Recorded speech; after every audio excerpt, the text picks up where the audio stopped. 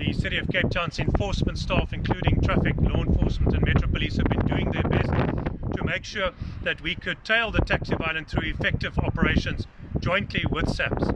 That has meant searching taxis, doing the enforcement actions, monitoring the ranks and escorting buses and monitoring the routes, including use of our CCTV cameras, which led to, among other things, 5 firearm related arrests and 5 confiscations of firearms. And the second part of the work that we must do that's absolutely critical is preventing rogue and pirate taxis from operating on these routes, because that's what fuels the violence.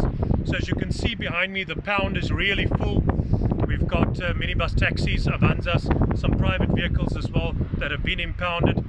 As a consequence of this enforcement, the vehicle we just found now, the driver has no driver's license. He's overloaded by 7 passengers, notwithstanding the COVID regs. The passengers are standing in a vehicle which is not permitted. The driver has no PRDP, he's got no public driving permit, and there is no operating license, so that is a pirate taxi.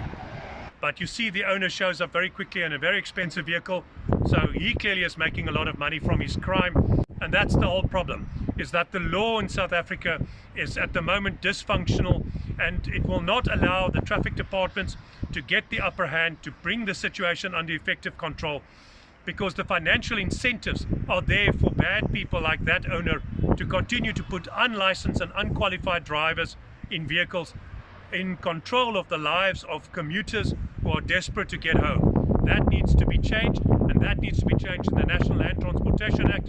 And hopefully, if that doesn't happen, our provincial government will step in through the Provincial Traffic Act, and we'll have more effective provisions in that act that will allow us not just to impound a vehicle like the one we've just impounded, a brand new taxi which he bought in April, but to confiscate that vehicle, because already these vehicles are involved just in these last few months in repeated processes of being impounded.